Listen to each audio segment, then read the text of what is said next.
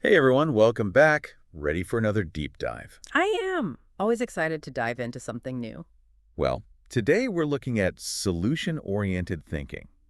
Sounds interesting. I'm intrigued. So this whole thing's about how to stop getting kind of stuck on problems Yeah, and instead getting better at finding solutions.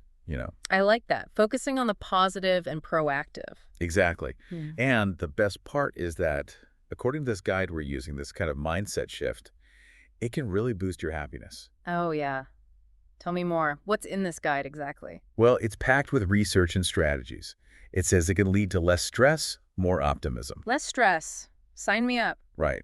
And it even says it can improve your relationships.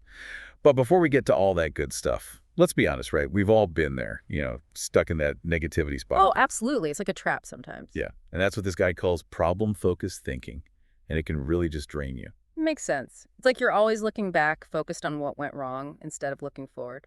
Exactly. Like you're stuck in the rear view mirror. And I think that can really mess with everything. Your mental state, your mood, even your physical health. Yeah, for sure. And the guide actually lists out 5 ways this happens. It could increase stress, make you feel helpless, Yeah. even miss opportunities because you're so focused on the problem. There's a reason that happens. When you're stressed, your body pumps out cortisol.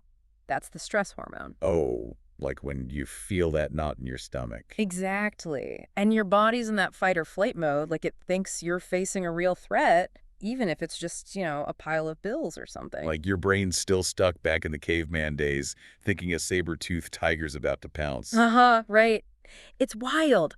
Our brains are wired to focus on problems because way back when it helped us survive. But now, Now it just stresses us out over things we can't control half the time. exactly, like traffic or something, you can't really control that, but it still gets to us.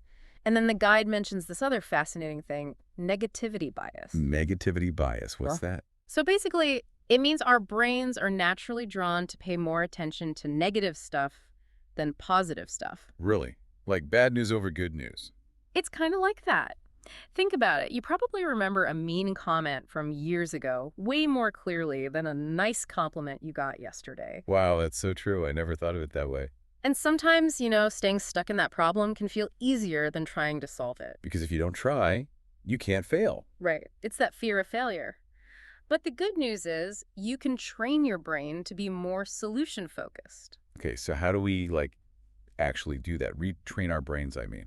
Well, this guide lays out 7 strategies to become more solution oriented. And honestly, just reading them kind of got me fired up, like ready to tackle anything. Yeah, it does feel pretty empowering. So what's the first step? The first thing is learning to hit pause. When your mind starts spiraling with all those what ifs and why me's, Oh yeah, totally. you gotta consciously stop that train of thought and try to reframe the situation. So instead of why is this happening to me, Yeah. it's more like, okay, what can I do about it? Exactly. It's a small shift, but it can make a huge difference in how you approach problems. I guess it's kind of like taking a deep breath before you react to something stressful. Right.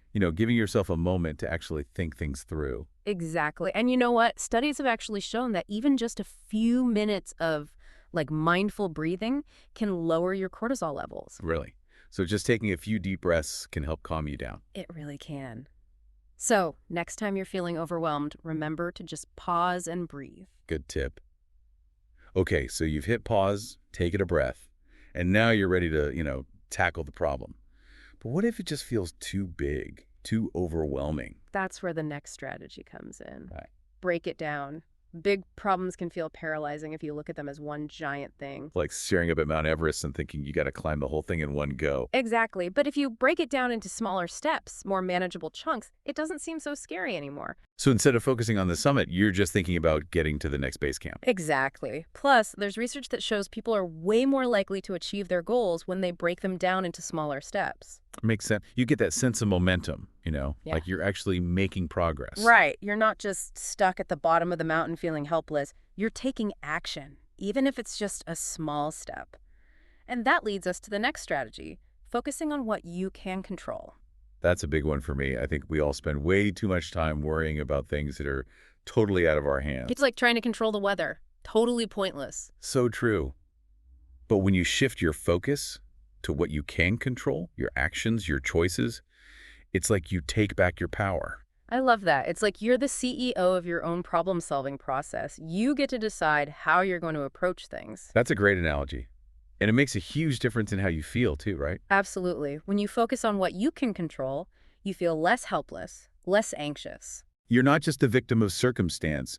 You're actively shaping your own reality. Exactly. It's really empowering. And that ties into the next strategy, which is all about asking solution-oriented questions. I think we all have that little voice in our head that loves to dwell on the why. Why is this happening? Why me? Why now? Oh, yeah, the why trap. But this strategy is about silencing that voice Mm-hmm. and asking questions that actually move us forward. Instead of why is this happening, it's what can I learn from this? Instead of why am I so bad at this, it's how can I improve? It's like turning your inner critic into an inner coach. Exactly. And the guide gives this great example about a health goal. So instead of saying, I'm so out of shape, I'll never get fit, you could ask, what's one healthy choice I can make today? Can I swap that soda for water? Yeah. Or can I go for a quick walk? Exactly. Those little shifts in perspective can really change your motivation. It's not about beating yourself up for where you are now. It's about focusing on what you can do to get to where you want to be. Right. And once you start asking those solution-oriented questions, it naturally leads to setting goals and making plans, which is our next strategy. Time to put things into action. Exactly. It's about defining your desired outcome. What does success look like in this situation? And then breaking down the steps you need to take to get there. Like a roadmap for problem solving. Exactly. It gives you a clear path to follow and helps reduce that feeling of overwhelm. No more getting lost in the woods. Exactly. And if you hit a roadblock, don't be afraid to seek support. Which brings us to our next strategy.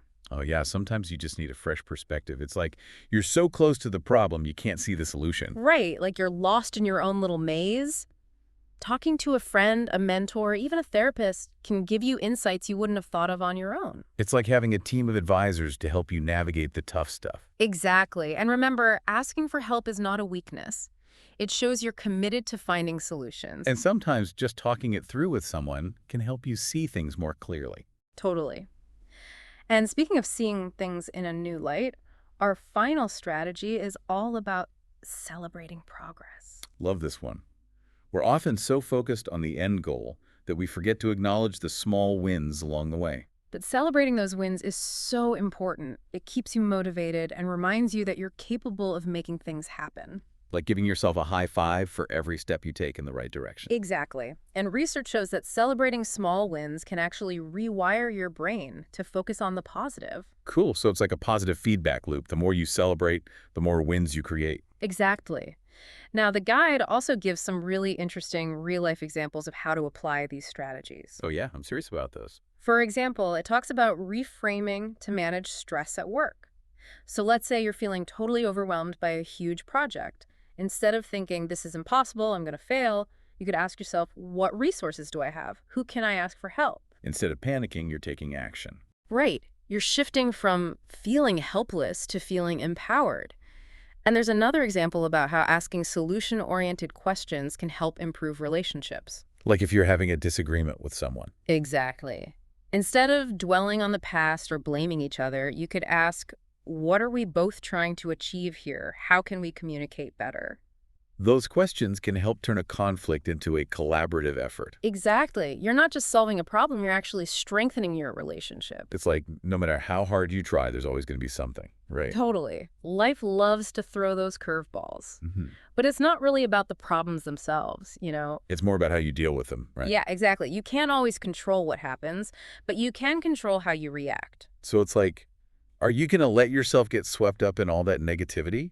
Or are you going to grab the oars and steer yourself in a different direction? Love that analogy. And it makes me think of that saying, what is it?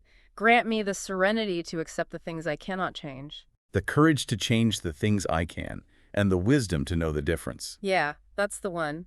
And solution-oriented thinking is all about finding that wisdom. It's not about pretending problems don't exist. It's about acknowledging them and then focusing on what you can do to, make things better. Absolutely. And it's not about being all fake happy and pretending everything's perfect either. Right. It's okay to feel frustrated or angry when things go wrong. We're human, after all. Exactly. But you don't have to stay stuck in those feelings. Solution-oriented thinking is about moving through them and finding that path forward. So if you had to pick one thing for our listeners to take away from this whole deep dive, what would it be? That's a tough one. But I think I'd say this. Even small changes in how you think can make a huge difference. Start by trying out just one or two of these strategies we talked about. Like picking one and really focusing on it. Exactly. The next time you're facing a problem, just take a minute, breathe, and ask yourself, what's one step I can take right now to start moving toward a solution? It's like working out a muscle, right? The more you use it, the stronger it gets. Totally. And as you get better at this whole solution-oriented thing, you'll notice you're not just solving problems, you're actually changing how you approach life in general. You'll feel more in control, more empowered, less stressed. Exactly. And more capable of creating the life you really want. I know I've learned a lot from this deep dive. I feel like I have a whole new set of tools to handle whatever life throws my way. Me too. And I hope our listeners feel the same way. It's all about remembering that you have the power to make positive changes. It's all right there inside you. So to everyone listening, keep looking for those solutions, keep believing in yourselves, and keep that positive momentum going. And we'll see you on the next deep dive.